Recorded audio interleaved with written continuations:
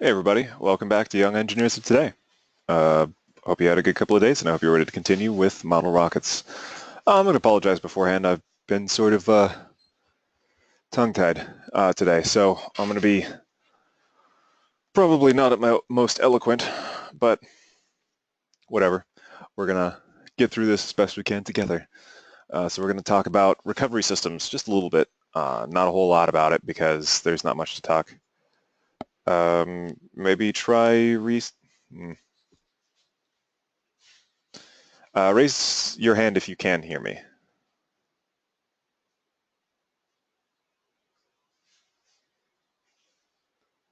Can nobody hear me?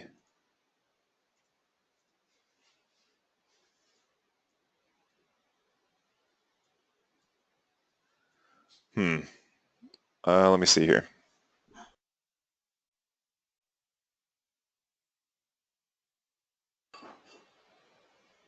Okay, so one person can hear me. Interesting. I'm not entirely sure what to do with that. Let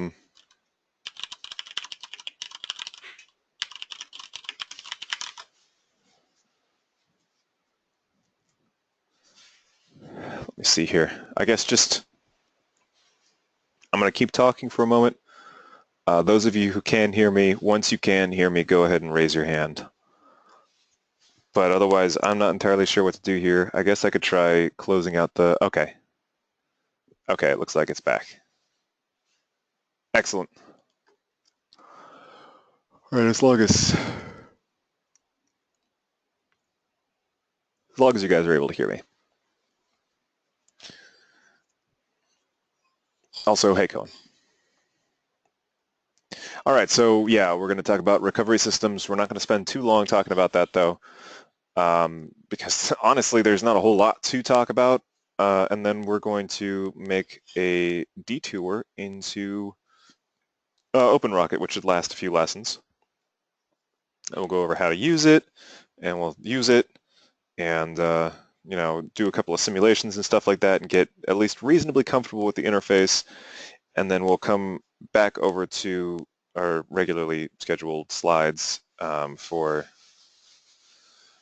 just other general information on model rocketry. So, without further ado, let's at least get started with a review of what we did on Monday. So Monday we talked about motors. We talked about sort of how they worked from a physics perspective, which is to say that they are basically reliant on Newton's third law, which is for every action there is an equal and opposite reaction. Pretty basic stuff you've gone over in physics class before and things like that. Well, motors work off of the same principle. They apply a downward force. Hey, Mateo. They apply a downward force, which is the action, and then the reaction is the rocket flying upwards. So all that gas being shot out from underneath the rocket, that's the action. We went over an equation which could help represent this. The force of the gas, which is the air, the atmosphere, being shot out by the rocket thrust, is equal to the force that is being exerted on the rocket to make it go upwards. That is to say, the mass and the acceleration of the gas coming out of the back of the rocket, those multiplied together equals the mass and the acceleration of the rocket multiplied together. So if we know the mass of the air that's being moved, as well as how quickly it's being moved, or its acceleration, we know the mass of the rocket, we can determine how quickly that rocket will accelerate for as long as it's under force from the propellant burning. So for instance, given a 150 newtons, just a random number, not necessarily representative of how much force an engine's going to exert or anything like that, or a motor's going to exert. If we know that the force exerted by the gas moving is 150 newtons, and we know that the rocket's mass is 2 kilograms, well, we can determine that the rocket's acceleration is going to be 75 meters per second squared. That is to say, it's going 75 meters a second faster every second, or 167 miles per hour per second. That's pretty fast. This is linear also, so they're related. So if the rocket is heavier, it's accelerating proportionately slower, or if the rocket is lighter, it's accelerating proportionately faster. If the rocket is 5 kilograms, it's accelerating at a rate of 30 meters a second squared, which is 75 is 2.5 times 30. 5 is 2.5 times 2, so you know the relationship is there. 10 kilograms, which is double 5 kilograms, is accelerating at a rate of 15 meters per second squared, which is half of the rate of 30. Obviously, since you guys know math. So, you know, there you go. Then we talked about the different sizes and classes of motors as well. Motor designations come in 3 parts, which give you just about all the information you need to know about it. And they're structured with a letter, a number, a dash, and another number. So for instance, C63 is an example here. The first part, the letter, is the total impulse. More broadly speaking, it's the size of the engine. Letters can range from A and B and C all the way up to O. In fact, beyond really, once you get beyond model rocketry, in even high-powered rocketry, there are classifications for, you know, you can use similar classifications for the motors that, and the engines that NASA uses to get their NASA and SpaceX and you know, Ariane and you know, all these different companies, all the ones that they use in order to get their rockets up into space, Roscosmos, you know, everything. Now, each letter class is twice as powerful as the letter class beneath it. So an A class is half as powerful as a B class, which is half as powerful as a C class, which is half as powerful as a D class. You get the idea. And we, you know, and it's even to the point where I'm not even entirely convinced that that's an O class engine anymore. But regardless, it could very well be. And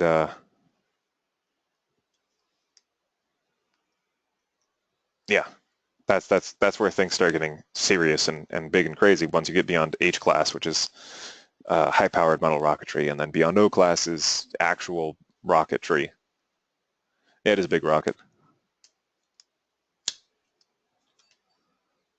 Yeah, at some point it stops being model rocketry and it just starts being actual rocketry. And that's somewhere beyond O class. You can make one.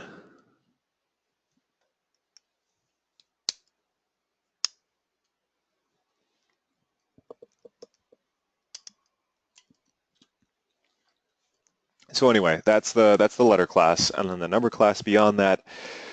So in this case, the 10 and A10 and the 6 and B6 and so on and so forth represents the average impulse or how much power it puts out, the engine puts out at any given moment versus how long it puts out its power.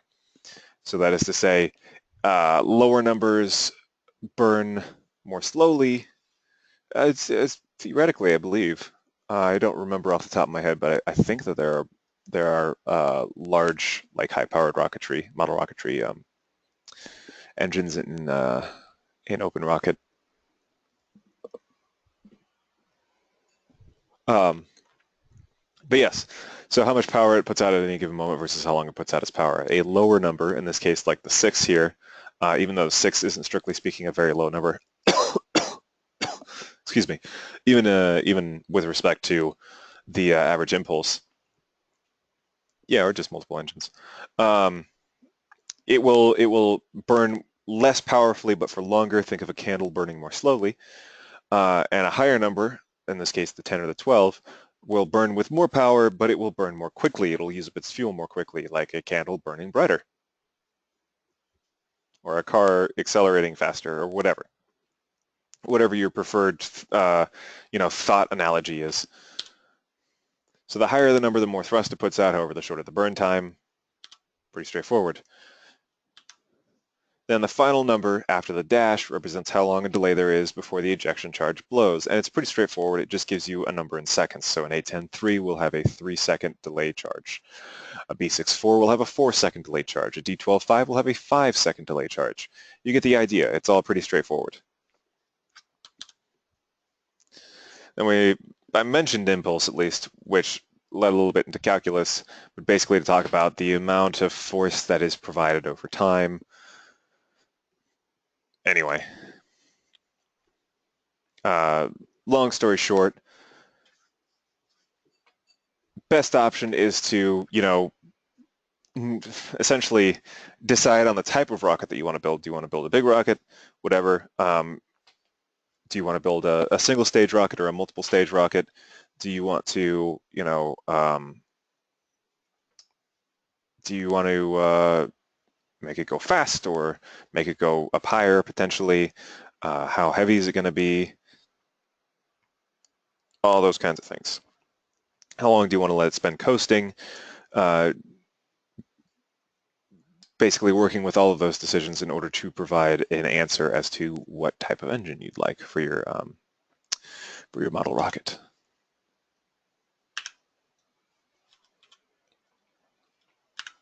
So yeah, now talking about how to get it back down.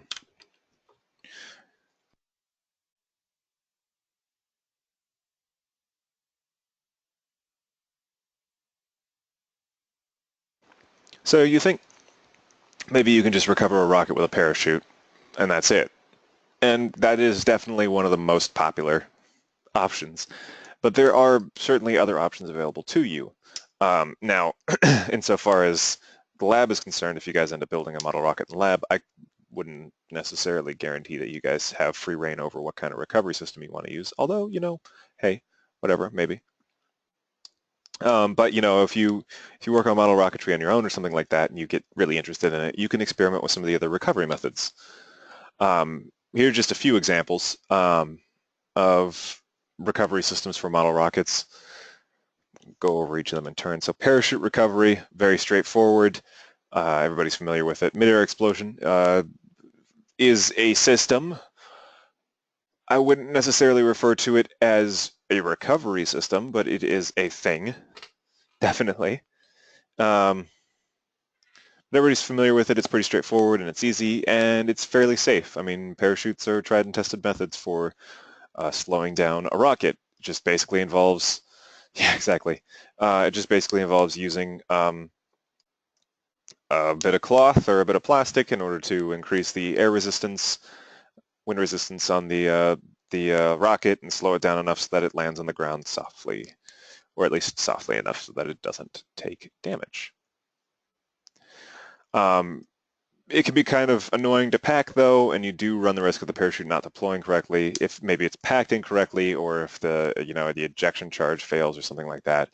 Or sometimes, just during launch the strings of the parachute get tangled and it doesn't even necessarily prevent the parachute from deploying fully, but it might make the parachute take longer to deploy fully, which will prevent the rocket from slowing down enough before it hits the ground. So, that kind of stuff can happen. Not, if you're careful about packing everything, it's not going to be terribly likely, but there is the possibility. But otherwise, parachute recovery is a pretty straightforward method. Streamer recovery, misspelled here as steamer recovery in the picture, is better for lighter rockets and will more reliably deploy, and it's easier to pack because it's just simply a strip of paper or a strip of plastic that just increases, much like the parachute does, just increases the wind resistance, keeping the rocket, from accelerating too quickly towards the ground. Heavier rockets, though, probably won't be slowed down enough by it because even though it works out the same principle, it's not going to be as effective as a parachute. But again, it's a very light recovery system. It's very easy to pack, and it will definitely deploy. I mean, it's just a strip of paper. You don't have to worry about strings getting tangled up or anything like that. It'll just fly out of the rocket and unfurl, and boom, deployed. Nose blow recovery basically relies on the force of the ejection charge to slow down the rocket in its descent. So this one's kind of interesting. Let's say your rocket is falling. As it gets to the point where it's probably at its highest velocity, the ejection charge blows, shooting the nose cone upwards, much like the rocket did initially. The nose cone shoots upwards, it hits the end of the shock cord, it pulls on the shock cord, which then slows the rocket down because that's also connected to the shock cord. So you can think of it like sort of the acceleration of the Earth and like the acceleration of the rocket downwards into the Earth and the acceleration of the nose cone upwards because of the ejection charge sort of cancel each other out to a certain extent. The rocket still obviously falls to the ground, but it does bleed off a lot of its downward velocity. But this isn't necessarily recommended on anything but very light or very strong rockets, or both, because an ejection charge that strong, you could, damage the inside of the rocket, or you could, damage the shock cord or the nose cone. If the shock cord isn't, completely secured in there, it could potentially detach from the rocket, which then you've got a nose cone just flying off somewhere and a rocket body falling to the ground. Not exactly the most reliable method, but certainly an effective one if done properly. Then you got tumble recovery, which relies on wind resistance to keep the rocket from falling too quickly to the grounds. As somebody in my middle school class noted, these start out like reasonable recovery methods, and then they just get less so as time goes on. And they're not wrong. But very light rockets with very, very big fins, strong rockets, they could do this recovery method. Basically, it's a very light recovery method insofar as that there is no recovery method installed on it. This is the recovery method. It just falls slowly enough that it doesn't get hurt. It's very straightforward. You don't have to worry about it, deploying incorrectly because nothing gets deployed. However, it does rely on the fact that the rocket is essentially falling perpendicular to the Earth. Let's say, for instance, your center of gravity is such that it pivots, and now the nose cone is pointing straight down. Well, now you just got a super dangerous lawn dart because that thing is suddenly gaining a whole bunch of speed. We're trying to rely on the fact that there are enough surfaces on the rocket as it's falling to provide enough wind resistance to keep it from slamming into the ground at a velocity that's sufficient to break it. Then there's glider recovery. Glider recovery deploys a glider that is attached to the nose cone. It could be like inside of the rocket. The ejection charge blows, the glider gets sent out, the wings deploy, and then you got a glider. Good if you want to recover the nose cone or anything attached inside to the glider, and it looks pretty cool too.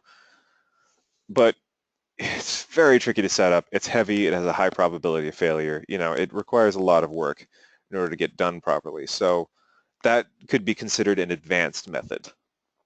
Plus, it doesn't do anything for saving the rocket body. Then you got helicopter recovery, which deploys some helicopter blades and actually relies on the air resistance in order to slow it down. So here's the deal. If you're ever in a helicopter and the engine gives out, you can actually land safely in a helicopter. Because as the helicopter, you need to keep it upright, which can be difficult at least until the rotors are spinning again. But as the helicopter is falling, the air is rushing up and basically slamming into the blades, which is forcing the blades to turn. And as the blades turn, they actually start to slow the rocket down. The act of the blades turning, it becomes a helicopter, and it slows the rocket down. And the only thing making those blades turn is the air hitting it.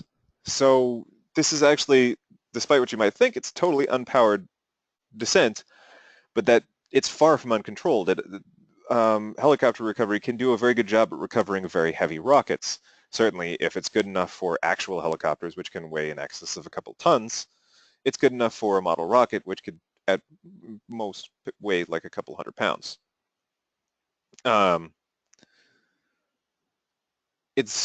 So for that reason, it's a very strong recovery, and it's very good for larger rockets, and you can recover the entire rocket without the need of an ejection charge or anything like that. So that's pretty neat too. But that can be tricky to set up. You might run into a situation where, oh wow, from this angle the pen looks purple. Anyway, you can run into a situation where the blades are actually damaged upon ascent due to forces, whether they be torque or friction or whatever, vibration forces, whatever the case may be, those could damage the blades, force them from, deploying properly, keep them from deploying properly. It'll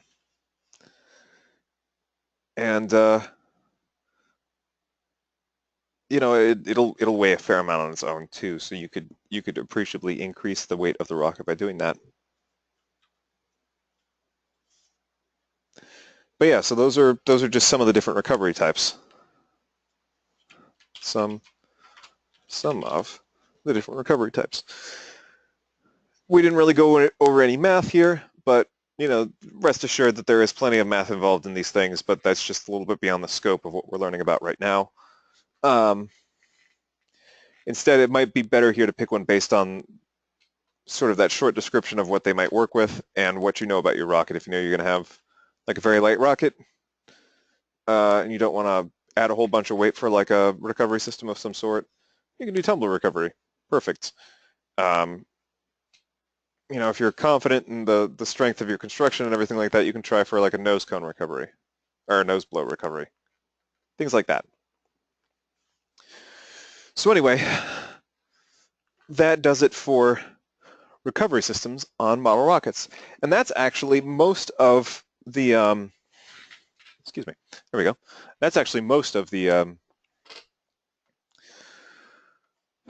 information that you guys would need to know in order to get started on building something in OpenRocket. So for that reason, we're actually going to make a diversion over in OpenRocket, spend some time learning about it, learning about model rockets and stuff like that, mess around with it, get comfortable with it so that you can use it for, whatever, your own purposes later on.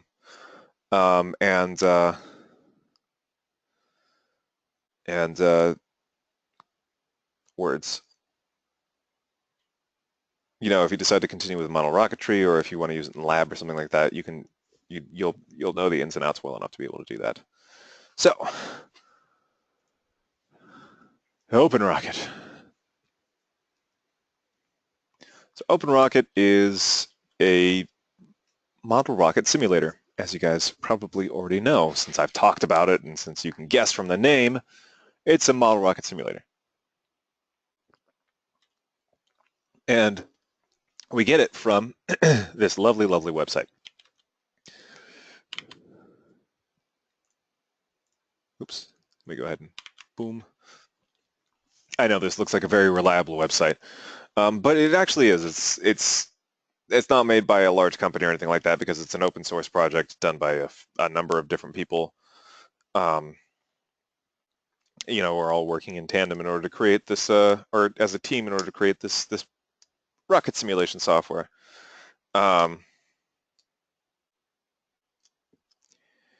So just go ahead and click on the green Download Now button, which will take you to SourceForge. There will be a bit of a delay. So the download of OpenRocket will start in X number of seconds, and then it will download. And here's the thing, it's not actually downloading an installer, it's downloading the entire program, because it is a jar file. That is a Java file. So you do need the Java Runtime Environment, or the JRE, in order to run it. Chances are you probably have it on your computer if any of you have ever played Minecraft. Like, if you've ever played Minecraft, you'll definitely have it on your computer. If you're not sure, you probably have it on your computer, but we can just check for that after the download is completed. But if you guys, once you're done with the download, go ahead and click on it and see if it opens. If it does, fantastic. Raise your hand. If not, let me know in the question box, and we can get you on the path to downloading the JRE. So I'll give everybody probably about 5 minutes to download that. Yeah, technically, but I mean, if you've played it in the past, and it's got its own running thing, but yeah, for the longest time it required the JRE. Minecraft.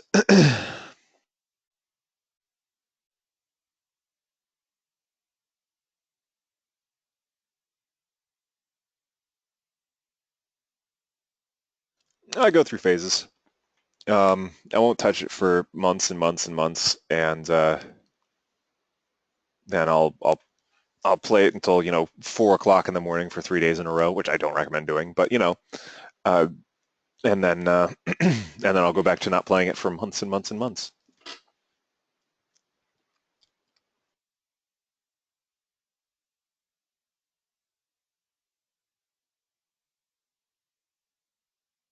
I tend to do survival on my own, although recently I've sort of discovered that my friends like playing it as well, and so we'll get on a survival server together, and yeah, it's just like a server that, he's got a computer in his basement or something like that. It's not something like that. That's exactly what he has, and it's just powerful enough to host a Minecraft server. It's a private one, so I'm not exactly comfortable giving that out because it's also his IP, not just his Minecraft server IP.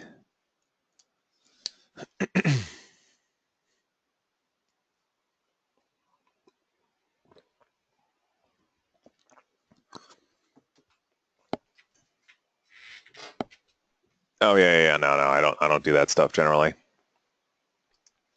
I know a lot of people who do though, and you know, that's a pretty popular thing.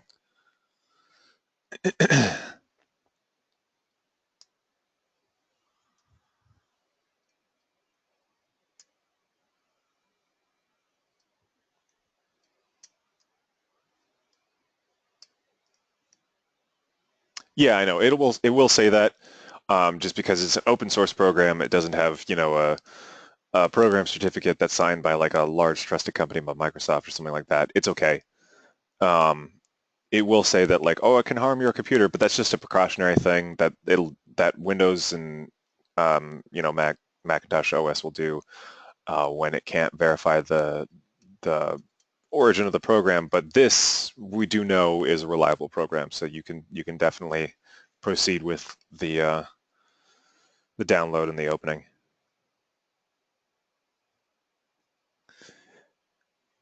Though generally speaking, that's really only something that you'll want to do when you can verify the reliability of the program.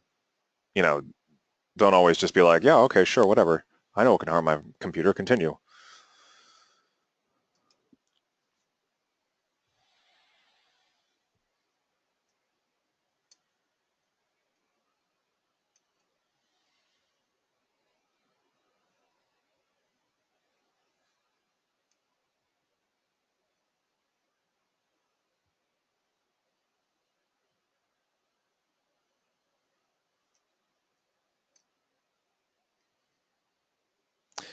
Well, again, if you were able to open it, just go ahead and raise your hand. If not, let me know in the question box.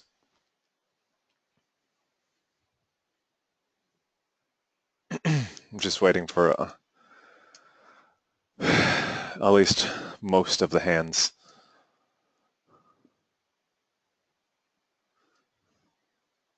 And you'll know if you're able to open it because it will just open as soon as you double click it. If it asks you what program you want to use to open it, then you don't have the GRE and you'll need to get that downloaded.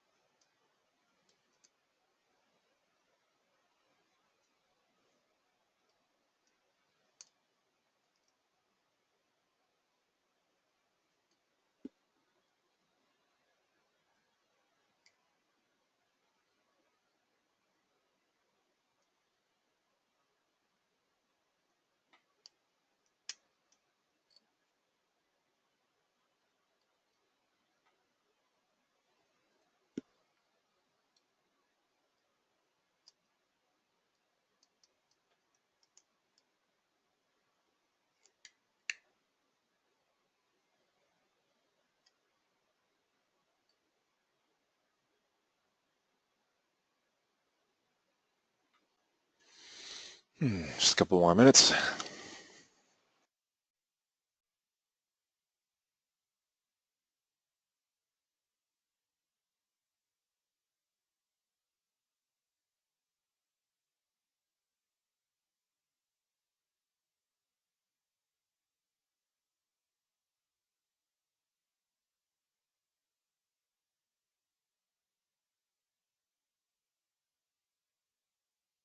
Okay, so you need the JRE. Go ahead and go here.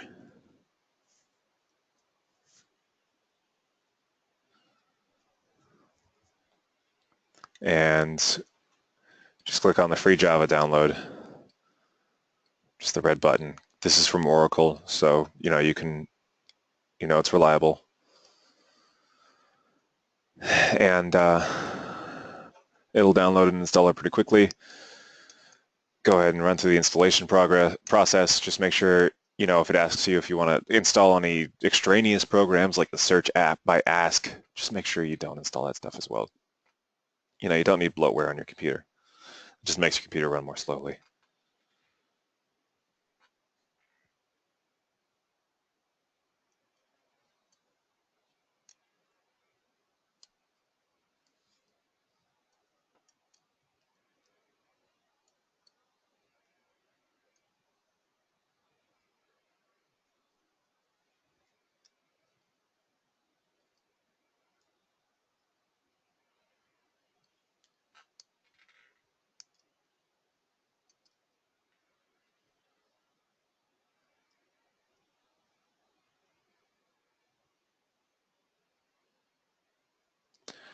The chat, sure. There you go.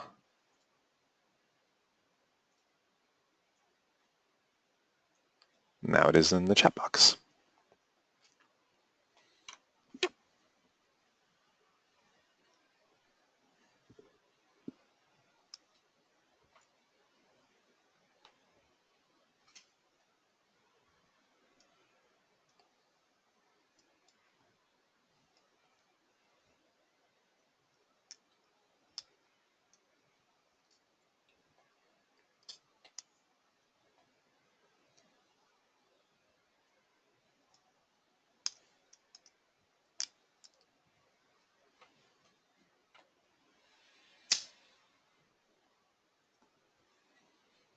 Okay.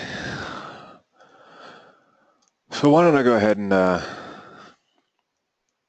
open up OpenRocket just to give you guys a look at the UI and everything, and then we can get started on building a rocket on Monday. Okay, or I can wait a couple of minutes.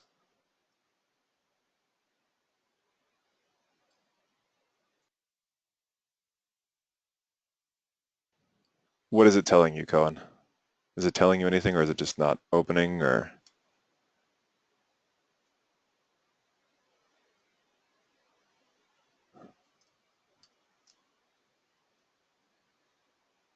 Ah, gotcha. Fair enough, Mateo.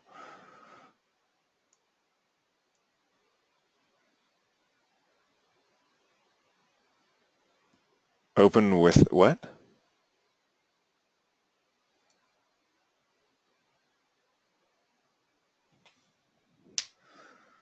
Open without save as?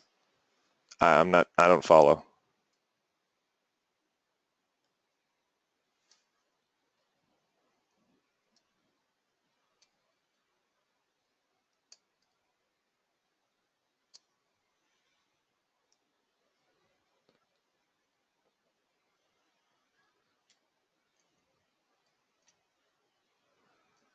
Open without save as, and save. What are you doing? Like, are you just double clicking on it and there's a dialog box that pops up and asks you this, or what's going on? And this is OpenRocket, right?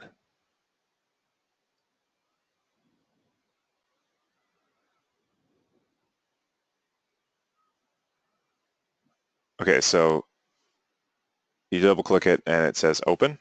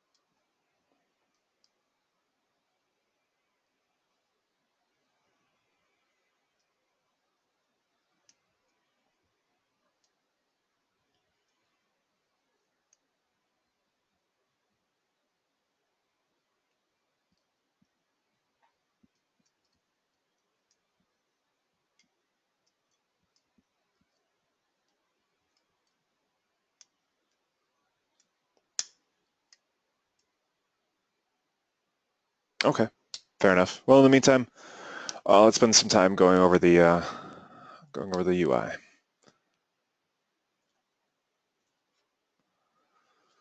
Double clicking on it just brings up OpenRocket, and bam, here we go. So we're looking at a few things here. We've got some tabs up here. Got this new stage button. We've got add new components, which some of them are selectable and most of them are grayed out. We've got whatever this is down here.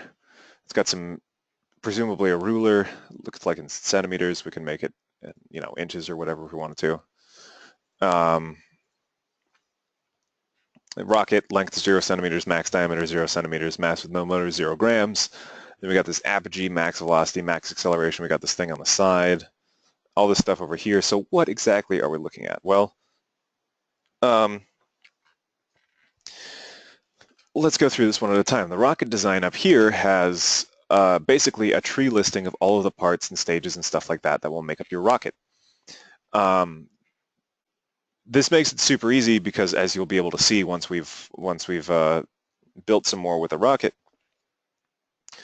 you can drag and drop these parts in case they're listed in the wrong stage or the subcomponents are listed in the wrong component or something like that. So you can always reorder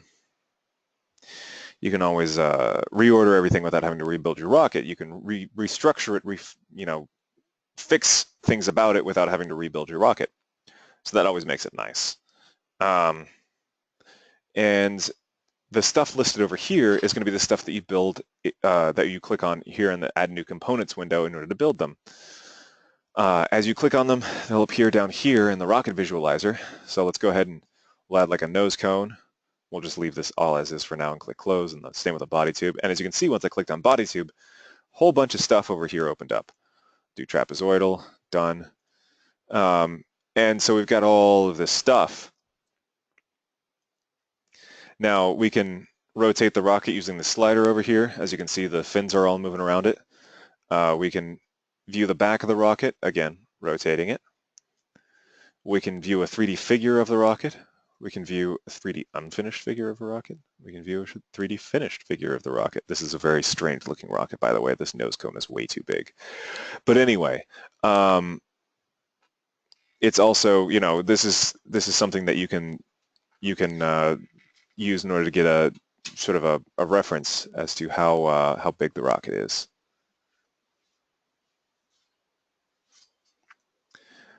But all these things sort of work together in order to give you an idea. As you can see up here in our tree, we've got a nose cone and a body tube now on the trapezoidal fin set, which we can't actually attach to anything else because the fins can't actually be attached to anything but a body, but we can reorder the body tube, and it actually reorders the rocket as well. As you can see down here, some weird stuff happens with that.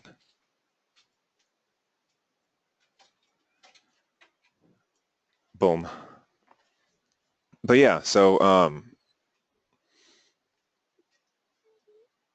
there's that as well. As you can see, apogee, max velocity, max acceleration are still listed as not available, and that's just because, well, apogee is the highest point that a rocket will fly to. If you've ever played Kerbal Space Program, there's the apoapsis and the periapsis, same basic idea. It's just, the apoapsis is orbital and assumes a periapsis as well. Apogee is suborbital. Think of a rocket going up into the sky and then coming back down. That's just the highest point with that. There is also perigee, but we're just worried about apogee right now anyway. Max velocity is its fastest speed. Max acceleration is the fastest it accelerates. Again, those things, those bits of information will become available once we install a motor in the rocket and run the simulation at least a couple of times. Well, once really is all you need, but anyway, that's all that kind of stuff. As you can see here, we got a couple of symbols here. We got a little sort of biohazard looking symbol. Let me delete this to move it over. Not biohazard, but you got this circle that's cut into quarters. Then you got a red circle. The circle that's cut into quarters represents the center of gravity or the center of mass. That is basically the center of gravity or the center of mass. Everything flies through that. When you throw something, it will fly along an arc that is centered on its center of gravity. So in this example here, this hammer, the center of gravity is right near the head because obviously the head of the hammer weighs a lot. If you threw a hammer, it would spin around its center of gravity. Like obviously if you threw a hammer a specific way, it would spin around its center of gravity, but that center of gravity would actually trace the arc of the hammer's flight. So as you can see here, it's, a good representation of how it's going to fly.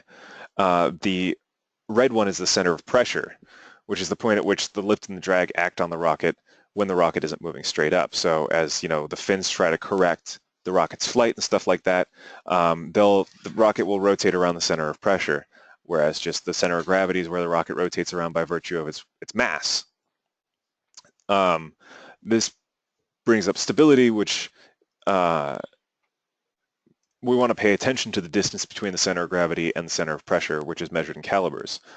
1 caliber is equal to the maximum diameter of the rocket's body tube. I know this is a fair amount of information right now, but don't worry about it. So basically, this right here is 1 caliber. We want to make sure that the center of pressure is no more than 1 or 2 calibers behind the center of gravity. So we already know this rocket's not going to be stable because the center of pressure is way out in front. It is A, out in front, and B, beyond 1 to 2 calibers away from the center of gravity. So we want to make sure that in a rocket that we make, the center of pressure, including the motor and stuff like that, is 1 to 2 calibers behind the center of gravity. Now, moving the motors won't move the center of pressure, but installing a motor or something like that will move the center of gravity. So you always want to kind of pay attention to that sort of stuff. So as you can see here in this example, we've got the center of mass and the center of pressure. It is quite stable when motors are added. As you can see, the stability is 1.35 calibers, which is perfect. That's within our range, 1 to 2 calibers.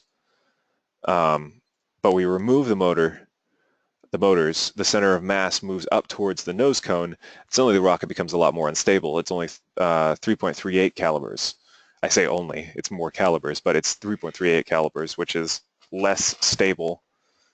In fact, enough to be considered unstable. So you want to make sure that, when you have the motors in the rocket, that the stability is still a good value. And yeah, simulation listener example. So this is the name of the rocket. Length is the rocket's length, 35 centimeters. Maximum diameter, also known as the caliber. Diameter is 5 centimeters. The caliber is 5 centimeters. Yeah, max diameter. Mass with motors, pretty self-explanatory. It's how much the rocket weighs. It'll say mass with no motors if there's no motors installed, as you can see here. Only 61.4 grams. Here it's 12 kilograms, so like 24 pounds. That's crazy, 26, 27 pounds. That's a big, heavy rocket. Then yeah, the rotation slider allows you to rotate the rocket. Apogee is the highest point, max velocity is the fastest speed, max acceleration is the maximum acceleration.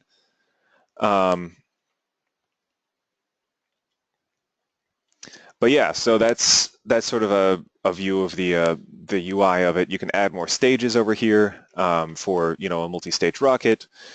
You can change we can add a motor mount into the body tube to mount a motor into it and add more motors for the rocket to fly.